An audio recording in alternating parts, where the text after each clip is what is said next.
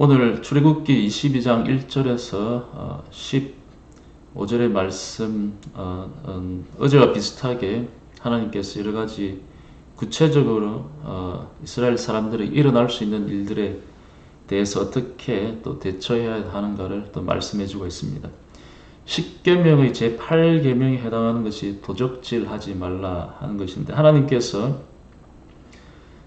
오늘 본문은 1절에서 4절에 보면 소나 양을 도적질 했을 때 4배, 5배 이렇게 갚으라고 이야기를 하십니다. 현대에서는 도적질을 하면 실형을 살게 되는 경우가 많은데, 그런데 하나님께서는 소를 훔치면 5배, 양을 훔치면 4배 갚으라고 하십니다. 이는 한마디로 말하면 10계명의 말씀과 같이 도적질할 때는 절대로 생각조차도 하지 말라는 말씀입니다. 왜냐하면 소를 한 마리 가지고 있기도 힘든데, 소를 한 마리 가지고 있기도 힘든데 그 한 마리를 훔쳐서 소 5마리로 갚을 사람이 거의 없다는 것입니다. 소를 5마리 갚는다는 것은 평범한 사람들에게는 불가능한 일이기 때문입니다. 아예 도적질할 생각을 하지 말라는 하나님의 경고입니다. 그럼에도 불구하고 도적질을 하는 사람은 자기 자신이 종이 될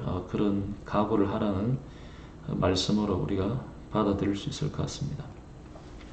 5절에서 6절의 말씀은 부주의로 짐승이 남의 밭에 피해를 입히거나 또 불을 내어서 피해를 입게 되는 이런 말씀을 하고 있는데요. 부주의로 남의 작물에 피해를 입히는 일이 일어나면 어떻게 처리해야 하느냐, 하나님께서 굉장히 구체적으로 이 말씀을 해주는 것에 굉장히 저도 놀라게 됩니다.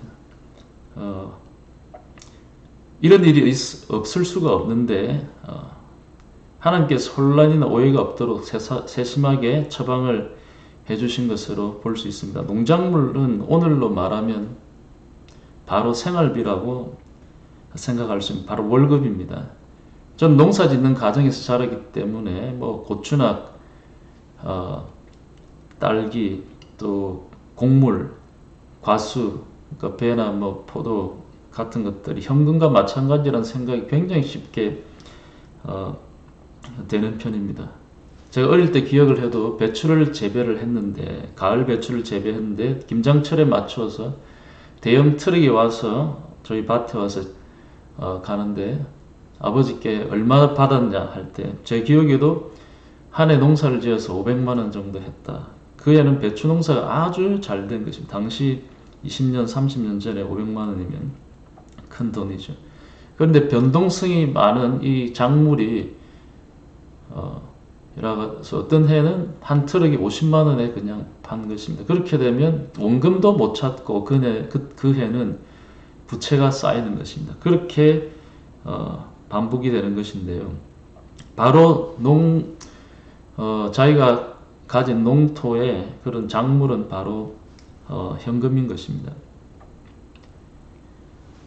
누구 집에 짐승이 작물을 해야 한다는 것은 오늘날 생각해보면 누가 내 은행 계좌를 해킹해가지고 현금을 인출해가는 것과 같은 것으로 생각하면 쉽게 상상이 이해가 될 것 같습니다.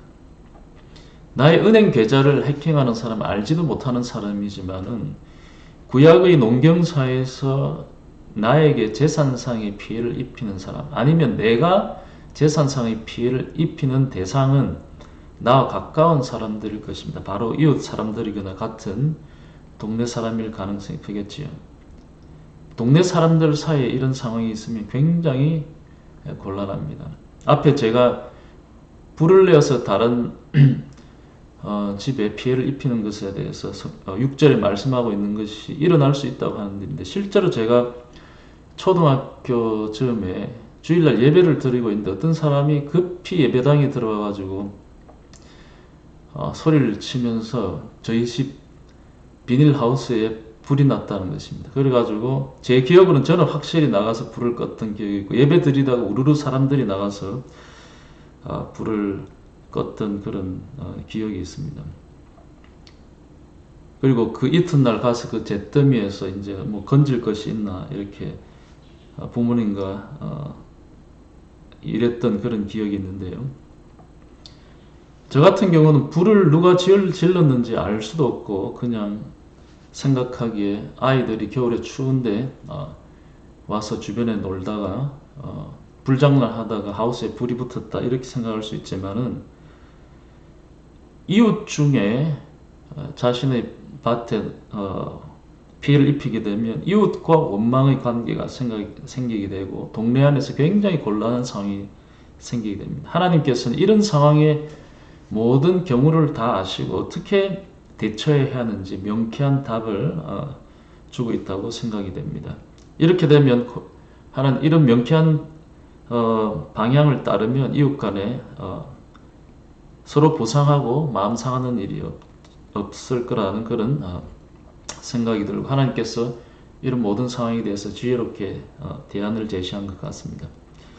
7절부터 15절까지는 조금 비슷한 내용이기도 하지만 조금 다른데요. 당시 충분히 일어날 수 있는 그런 일인데 앞의 경우와 다른 것은 하나님 직접 판결을 하시거나 하나님 앞에 맹세를 해야 된다는 것입니다. 이것은 사실 하나님의 백성에게 주어진 불편한 진실입니다. 왜냐하면 우리가 어떤 행위를 했을 때 사람은 속일 수 있으나 하나님은 속일 수 없다는 그런 진실입니다.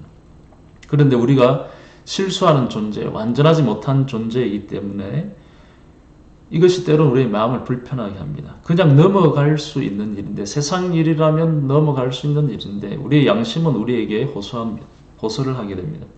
그리고 기록된 하나님의 말씀이 우리에게 선생이 되어서 우리의 심령과 골수를 찔러 쪼개며 하나님은 속일 수 없다고 정직해야 된다고 말씀합니다.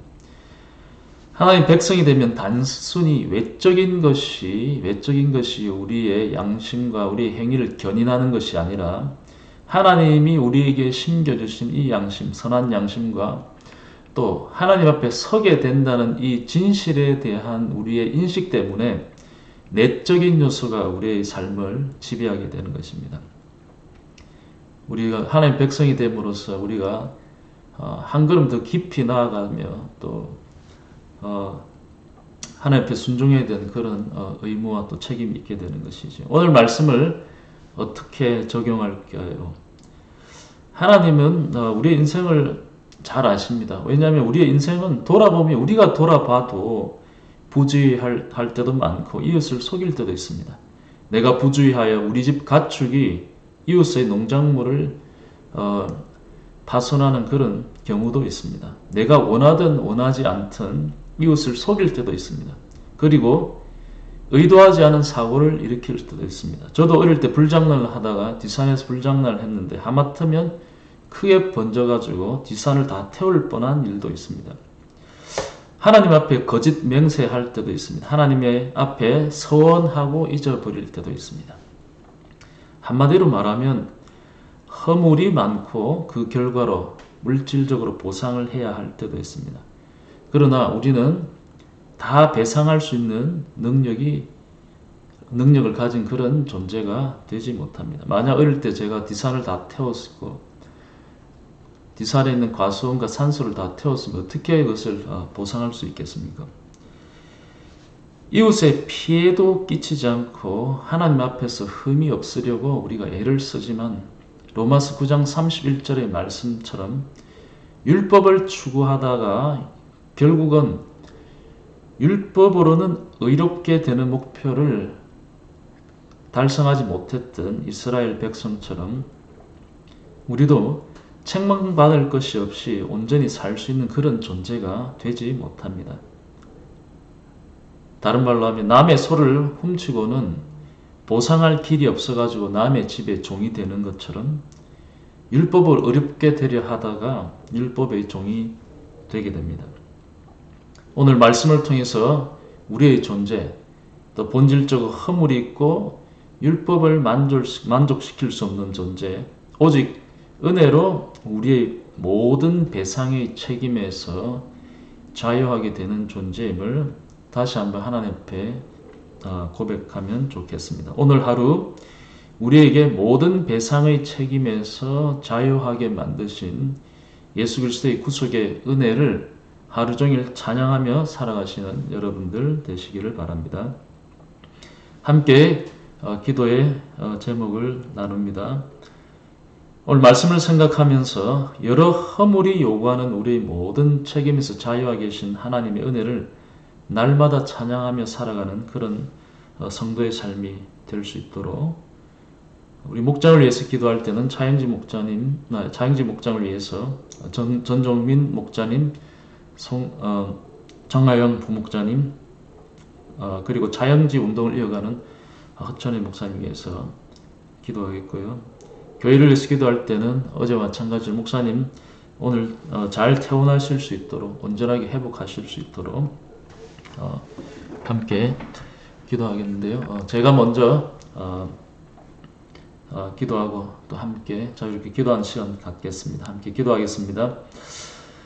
하나님 아버지, 우리는 존재적으로 온전하고자 하며 또 남에게 피해를 끼치지 않고자 하며 하나님 앞에 서운한 것을 다 지키고자 하며 하나님 앞에서도 흠없이 어렵게 하고자 하나 하나님 우리가 본질적으로 허물이 많은 존재이며 의도치 않은 실수를 하며 다른 사람에 피해를 입히는 존재임을 고백합니다. 또 율법을 다 지켜 의에 이르고자 하나 하나님 그 목표를 이루지 못했던 이스라엘처럼 우리 또한 그런 존재임을 고백합니다. 예수 그리스도를 통해서 그 구속의 은혜를 통해서 이 모든 배상의 책임과 법적인 책임을 도덕적인 책임을 지지 않도록 우리를 해방시키신 이 예수 그리스도의 은혜를 날마다 찬양하며 그것이 우리의 기쁨의 근원이 되게 하시고 그 기이한 이런 일을 행하신 하나님을 날마다 찬양하며 오늘도 찬양하는 저희들 될 수 있도록 인도하여 주시옵소서. 목장을 위해서 기도합니다. 차영지 목장, 하나님 우리 전종민 목자님 또 정하영 부목자님 주님께서 붙들으셔서 하나님 날마다 또 청년회 때 함께 주를 섬기며 우리 청년 목장을 이루어갈 때 하나님께 힘주시고 은혜 주시고 필요한 모든 것들을 공급하여 주시기를 원합니다. 특별히 이 운동을 시작하신 차영지 운동을 시작하신 어천의 목사님 주님께서 힘주시고 낙심하지 않도록 도와주시고 하나님 이 일이 또 들불처럼 하나님 전 세계에 잘 번질 수 있도록 하나님 인도하여 주옵소서. 오늘 또 교회를 위해서 기도할 때 하나님 목사님의 온전한 치유를 위해서 기도합니다. 오늘 잘 퇴원하실 수 있도록 인도하여 주시고 퇴원한 후에 하나님 속히 온전히 회복할 수 있도록 주님 세임 주시고 하나님 은혜로 하나님 치유하여 주시기를 간절히 소원하며 오늘 우리 믿음에 속한 모든 권속들 하나님 운전할 때도 어디에 움직이든지 무엇을 하든지 주의 은혜 아래 보호하여 주시고 지켜주시기를 간절히 소원하며 예수님 이름으로 기도합니다. 아멘.